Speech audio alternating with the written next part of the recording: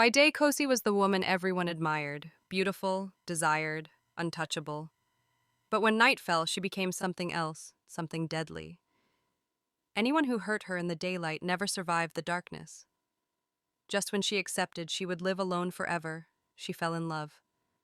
And that love forced her to choose: keep the curse that protected her, or risk everything to become human again. This is not a love story, it's a fight between darkness and desire. Kosi was beautiful in a way that made people forget themselves. It was not only her face or her body, it was how she walked into a room and somehow became its center without trying. Men noticed her instantly. Women felt safe around her. Even people who disliked others easily found it hard to dislike Kosi. By day, she lived a life many people prayed for. She worked at a popular fashion brand in the city, handling client relations. Customers trusted her voice. Her colleagues admired her calm confidence. Her boss often said she brought good energy into the office. When Kosi smiled, people believed things would work out. Compliments followed her everywhere. "You're stunning. You have such a good heart. I wish I had your life." Kosi always smiled back. But she never believed them. She never stayed out after sunset. She never attended night parties. She never slept anywhere but her own room. When people asked why, she always gave a soft excuse. "I get tired easily. I like my space. I'm not a night person." No one pushed further. By evening, when others planned dinners and outings, Kosi rushed home. Her steps quickened as the sky darkened. She locked her door the moment she entered, then locked it again. Inside her apartment, the lights stayed on. Kosi sat on her bed and checked the time. She always checked the time. Her hands trembled slightly as midnight drew close. Her breathing became shallow. She whispered a short prayer, not sure who she was praying to. "Please, just let me sleep tonight." Her phone buzzed earlier that day with messages. A colleague had mocked her in front of others. A stranger had insulted her on the street. Small hurts, common hurts. Things people were expected to ignore.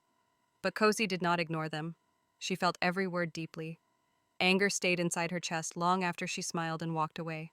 She hated herself for it, but she could not help it. At 11:59, the room grew cold. The lights flickered. Kosi sat up straight, eyes wide open. Her body felt heavy, as if something unseen pressed against her bones. She tried to move, but her limbs refused to respond. The clock ticked. Midnight. Pain exploded through her body. Her chest burned. Her fingers curled tightly. A sharp sound escaped her throat, but it did not sound like her voice.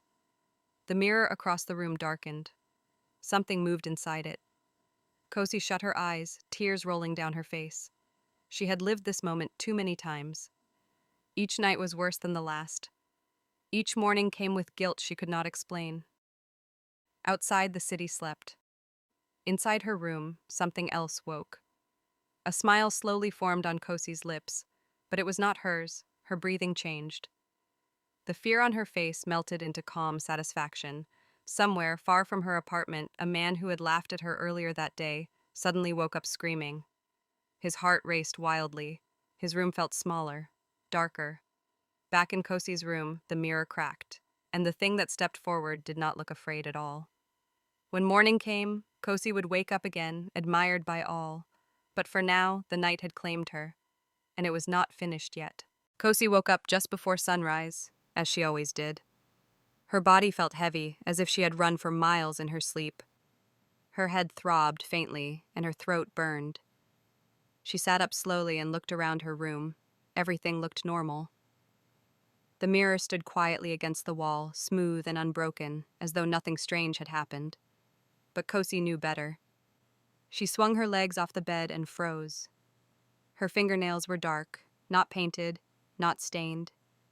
Dark. She rushed to the bathroom and turned on the tap. As water flowed over her hands, the darkness faded, but the fear did not. She stared at her reflection, searching her own eyes for answers. "I didn't do anything," she whispered. "I was here." She repeated it until she almost believed it. By mid-morning, Kosi was back to being herself again, dressed perfectly, calm, beautiful. People smiled at her as she passed. Men held doors open. Women greeted her warmly. The world treated her like nothing was wrong. At the office, whispers filled the air. Did you hear? He collapsed last night. They said it was sudden. Kosi felt her chest tighten. They mentioned the name.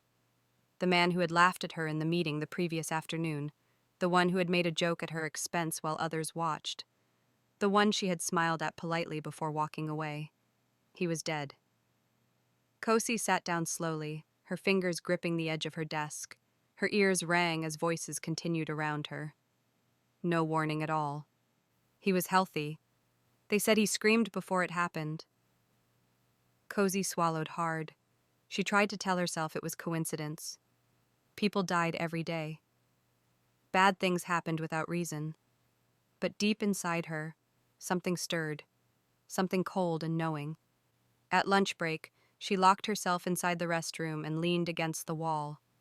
Her breathing came fast and uneven. Memories of the night returned in flashes. The pain, the mirror, the smile that was not hers, and the silence afterward. That evening, Kosi did not go straight home. She walked instead, hoping movement would clear her mind. The sky darkened slowly, reminding her that time was running out. A woman brushed past her on the street and scoffed. "Watch where you're going," the woman snapped. Kosi stopped.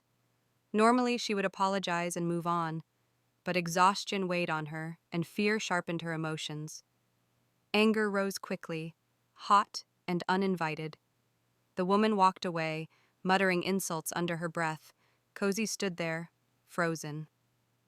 Her heart pounded painfully. "No," she whispered. "Not again." She ran home. Inside her apartment, she locked the door and collapsed onto her bed. Tears streamed down her face as she curled into herself. "I don't want this," she said aloud. "Please." The clock ticked loudly on the wall. Each sound felt like a warning. Her phone buzzed with messages she did not open. The room grew colder. At 11:59, Kosi's body stiffened. The familiar weight returned. Her breathing slowed against her will. Her eyes stared at the ceiling, unable to close. Pain spread through her chest, steady and cruel. Midnight came. The mirror darkened again. And somewhere across the city, the woman from the street suddenly cried out in fear, clutching her chest as the lights around her flickered.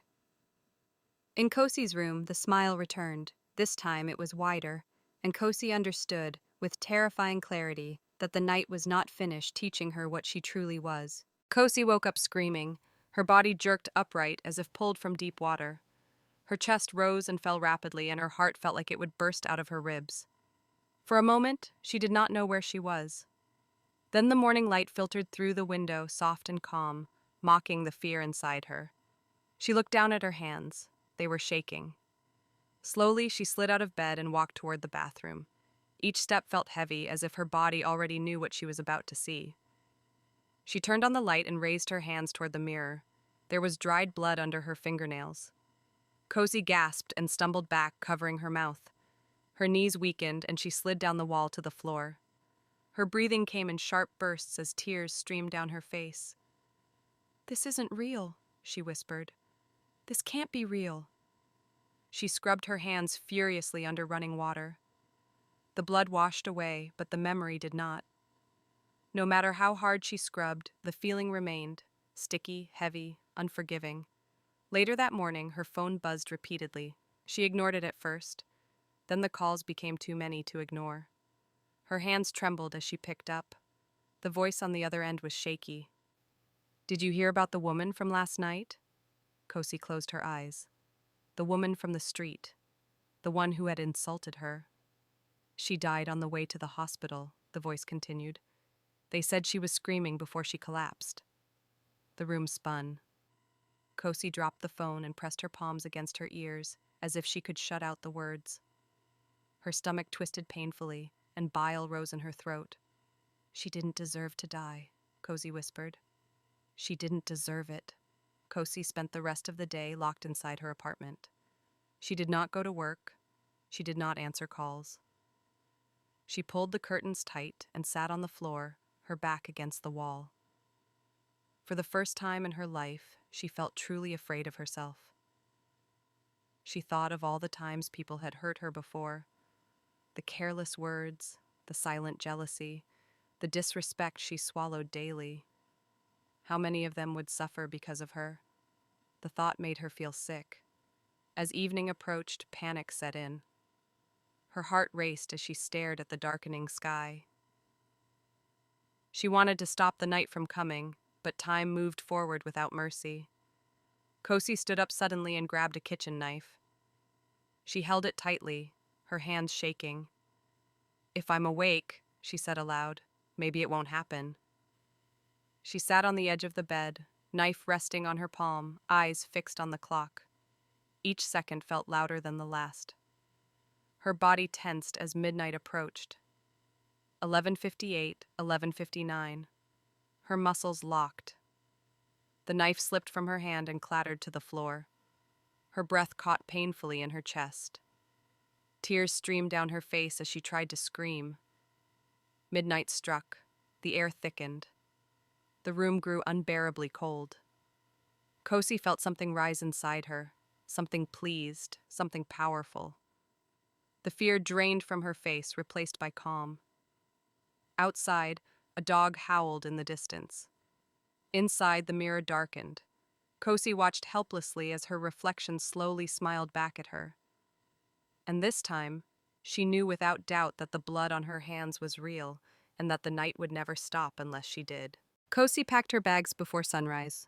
She did not take much. Clothes, documents, and nothing that reminded her of the nights. She left the apartment quietly, as though she were escaping a crime scene. When she locked the door behind her, her hands shook so badly she had to try twice. She told no one where she was going. By afternoon, she was already on the road, moving away from the city that now felt cursed. She believed distance might save her. If no one knew her, no one could hurt her. And if no one hurt her, the night would have nothing to punish. That was her hope. Kosi settled in a quiet town far from where she used to live. The place was slow and uneventful. People minded their business. The streets slept early. It felt safe. She found a new job within days, a small office, fewer people, fewer reasons for trouble. She kept her head down, spoke politely, and avoided attention as much as she could. But beauty does not hide easily. Whispers followed her again. Men stared. Women watched her closely. Kosi felt the familiar tension rise in her chest. She tried to remain invisible, but it was impossible. One afternoon, a woman in the office pulled her aside. "You think you're better than everyone here," the woman said coldly. Kosi was stunned. "I don't," she replied quickly. "I've done nothing wrong." The woman scoffed. "Don't pretend. We all see how they look at you." Kosi walked away without replying. Her heart beat fast, but she forced herself to stay calm. She reminded herself of her promise. No anger, no reactions. That evening, she stayed in her room, breathing slowly, repeating the same words again and again. "It will pass." But later that night, someone knocked on her door. Kosi froze. She was not expecting anyone. She opened the door slightly. The woman from the office stood there, eyes sharp with anger. "You think running away will save you?" the woman said. "You're not special." Before Kosi could respond, the woman spat on the ground and walked away. The door closed softly behind her. Kosi leaned against it, shaking. She had done nothing wrong. She had said nothing cruel. Yet the anger burned inside her chest, hot and sharp. "No," she whispered. "Please." The clock on the wall ticked loudly. 11:45. Kosi dropped to the floor and pressed her palms against her chest, trying to steady her breathing. She did not want the night to respond. She did not want anyone else to suffer. But the curse did not care about fairness. At 11:59, the familiar heaviness returned. Her body stiffened, and the room seemed to close in around her. Fear rushed through her veins, but it could not stop what was coming. Midnight arrived. The mirror across the room darkened. A soft laugh escaped her lips. Far away, the woman who had insulted her that evening woke up screaming. Her lights flickered violently. Her chest tightened as though an unseen hand squeezed her heart. Back in the quiet town, Kosi's reflection stood taller, eyes glowing with cruel satisfaction. By morning, sirens would fill the streets. and Kosi would understand the truth she had been running from. Distance could not save her, and the night was no longer waiting for permission. Kosi did not sleep that night. She sat on the floor with her back against the bed, staring at the wall until the sky outside slowly changed color. When morning finally came, she felt hollow. The weight of guilt pressed heavily on her chest, making it hard to breathe. By noon, the news spread through the town. The woman from her office had died suddenly in the night. People whispered about strange lights, loud screams, and a power cut that lasted for hours. Kosi stayed indoors, listening from behind closed curtains, her heart pounding every time she heard footsteps outside. "This will never stop," she whispered. She knew she could not stay in that town any longer. Yet she also knew that running again would change nothing. For the first time, Kosi felt trapped by her own existence. That afternoon, she went out only because she had to. She needed food. She kept her head low as she walked into a small roadside cafe near her apartment. The place was quiet, almost empty. She sat in a corner and ordered tea. That was when she noticed him. He was sitting alone, reading a book. He did not look up when she entered. He did not stare. He did not smile at her. He did not react at all. It was strange. Men always noticed Kosi. Some tried to impress her. Others tried to flirt. This man did none of that. She studied him quietly. He looked calm, grounded, and uninterested in attention. When the waitress brought her tea, he briefly glanced up, nodded politely, and returned to his book. Something about him made Kosi uneasy and curious. Minutes passed in silence. Then he spoke. "You look like someone carrying a heavy mind," he said, still not looking at her. Kosi stiffened. "I'm fine," she replied quickly. He finally looked at her then. His eyes were steady, not hungry, not judgmental. "I didn't say you weren't," he said. "Just tired." Kosi hesitated. She did not know why she answered him honestly. "I am," she said softly. He closed his book. "My name is Ikenna," he said. "You don't have to explain anything." Something inside Kosi loosened. They talked lightly at first, about the town, about work, about small things that did not matter. Ikenna listened more than he spoke. He did not ask questions that made her uncomfortable. He did not push. Time passed without her noticing. For the first time in weeks, Kosi laughed. When evening approached, panic returned suddenly. She checked the time and stood up quickly. "I have to go," she said. Ikenna nodded. "Tomorrow?" he asked. "Same place." Kosi hesitated. She almost said no, but something about him felt different. "Maybe," she said. That night, as Kosi lay on her bed waiting for the familiar pain, something strange happened. Nothing did. The clock struck midnight. The room stayed quiet. The mirror remained clear. Kosi sat up slowly, her heart racing. For the first time since the curse began, the night passed without darkness. She did not understand it, but somewhere deep inside her, a frightening thought formed. What if the witch was only waiting, and what if Ikenna had something to do with it?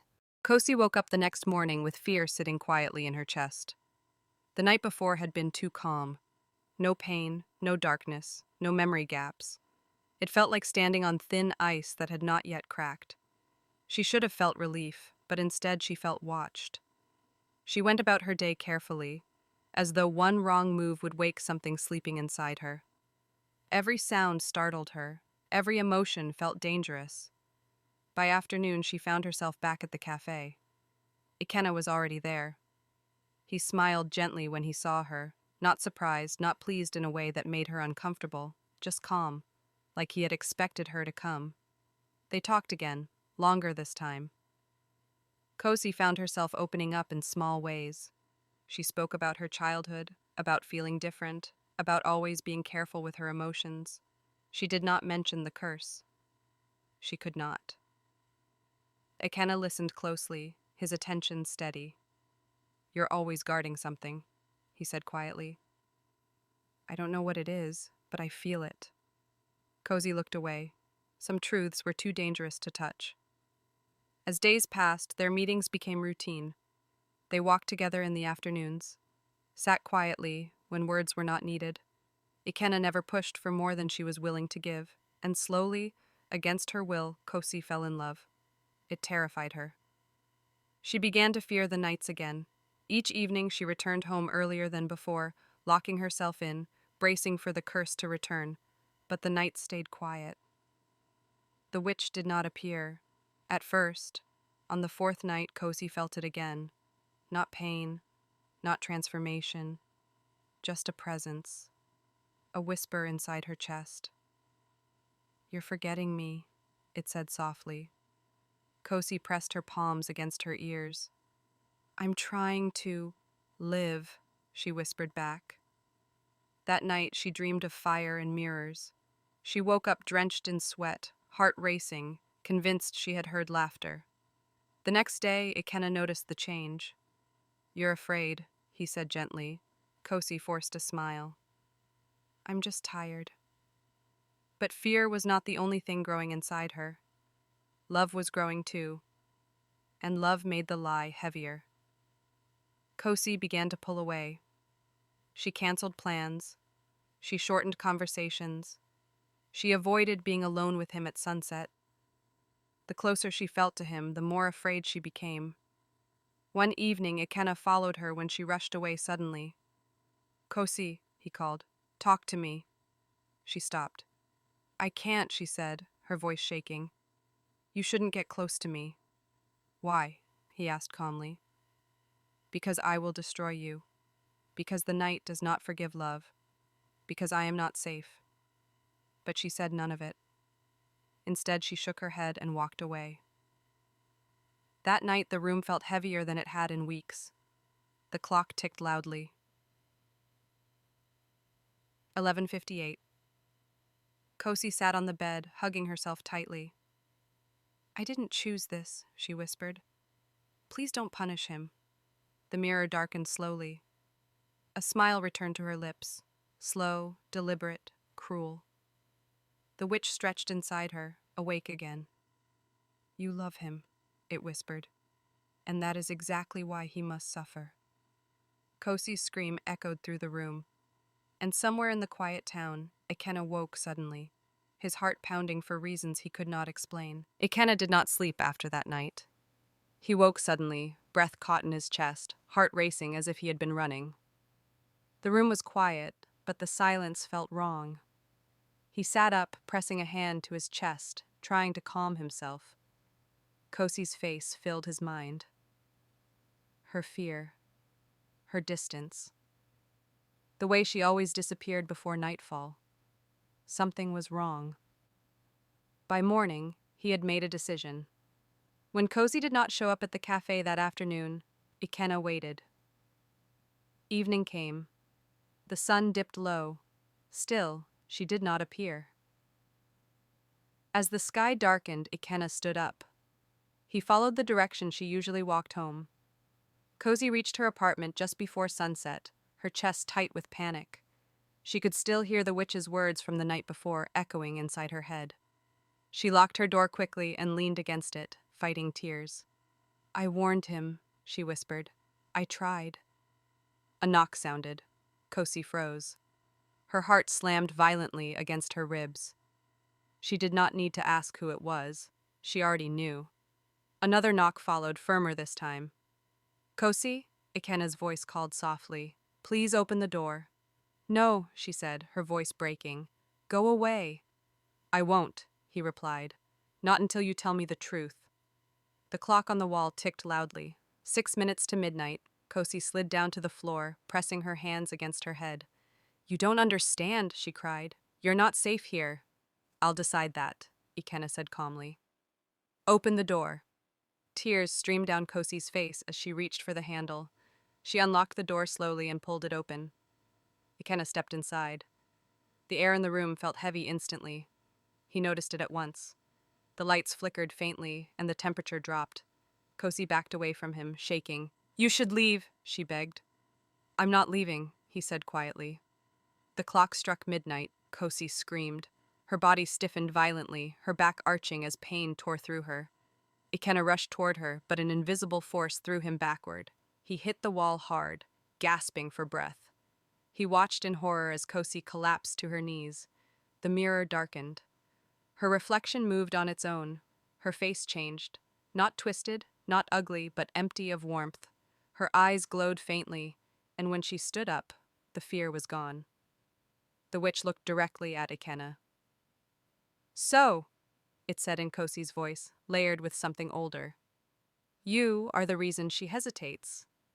Ikenna struggled to his feet, his body trembling but his eyes steady. "Let her go," he said. The witch laughed softly. "She belongs to the night." Ikenna stepped forward despite the fear clawing at his chest. "She belongs to herself," he said. "And she's not alone anymore." The witch's smile faded slightly. Kosi's eyes flickered. For a brief moment, pain and fear returned to her face. "Ikenna," she whispered weakly. "Run." He shook his head. "I'm here," he said. "I see you." The room shook violently. The mirror cracked down the middle. The witch screamed, not in rage, but in warning. When silence finally fell, Ikenna was still standing, and Kosi lay unconscious on the floor. The night had revealed everything, and nothing would ever be the same again. Kosi woke up to the sound of breathing that was not hers. Her eyes opened slowly, her head pounding, her body weak as if every bone had been drained of strength. For a moment, she thought she was alone. Then she felt it, a warm hand wrapped tightly around hers. Ikenna. He was sitting on the floor beside the bed, his back against the wall, eyes red and tired. When he noticed she was awake, relief washed over his face so quickly it almost hurt to see. "You're here," he said quietly. Kosi tried to sit up but winced in pain. "You shouldn't be," she whispered. "You saw everything." "Yes," he replied. "And I'm still here." Tears filled Kosi's eyes. "I kill people," she said, her voice breaking. "Anyone who hurts me. I don't want to, but it happens. You should be afraid." "I am," Ikenna said honestly. "But I'm more afraid of leaving you alone with it." Silence filled the room. The mirror was cracked but no longer dark. The air felt calmer, lighter, yet something heavy still lingered beneath it all. "The witch is not gone," Kosi said softly. "She's waiting." Ikenna nodded. "Then we stop running," he said. "We find help." That same day they began to search, not online, not in books. They asked quietly, carefully, people who believed in things beyond logic. Old women, silent men. Those who listened more than they spoke. Most turned them away. Some warned them to forget what they were looking for. Then on the third day, they were given a name, a high priestess. "She does not undo curses lightly," an old woman told them, "and she never works for free."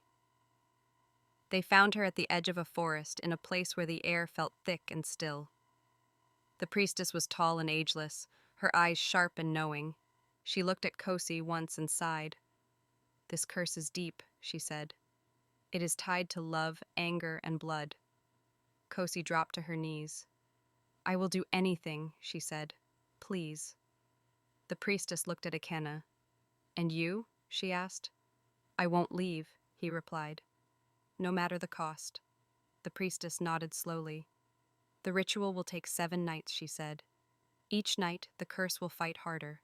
Pain will come. Fear will come. If either of you gives up, she dies." Kosi's breath caught. 7 nights?" she whispered. "Yes," the priestess replied. "By the final night, the witch will try to take full control. If it succeeds, there will be nothing left to save." Kosi turned to Ikenna, terror filling her eyes. "You don't have to do this," she said. "This isn't your burden." Ikenna knelt in front of her and held her face gently. "I choose you," he said, "even if it costs me everything." The priestess raised her staff. "Then it begins tonight," she said. As the sun dipped below the horizon, the air grew tense. Symbols were drawn on the floor, candles were lit. The room felt smaller, tighter. Kosi stood at the center, trembling. The priestess began to chant. The lights flickered violently. And deep inside Kosi, the witch stirred, laughing softly, as if welcoming the challenge. The first night had begun. and no one knew who would survive the last. The first night nearly broke her. Kosi screamed as the priestess's chants filled the room, sharp and unforgiving. Her body convulsed as if struck by invisible hands. Pain tore through her chest, her spine, her skull. It felt as though something was being pulled out of her slowly, piece by piece. Ikenna held her tightly, refusing to let go even when the heat burned his skin. "Stay," he whispered again and again. "Stay with me." The witch laughed inside Kosi's head, calm and confident. "You cannot remove what she is," it said. "You are too late." By morning, Kosi lay motionless, her breathing shallow, her body covered in cold sweat. The priestess watched quietly, her face unreadable. "She lives," she said. "That is enough for today." The second night was worse. Kosi felt her memories being dragged out violently, faces of those who had hurt her, words that had cut deep, moments she thought she had forgotten. Each memory fed the pain, and the witch grew louder with every scream. Ikenna cried openly that night, not from fear, but from helplessness. On the third night, Kosi begged to stop.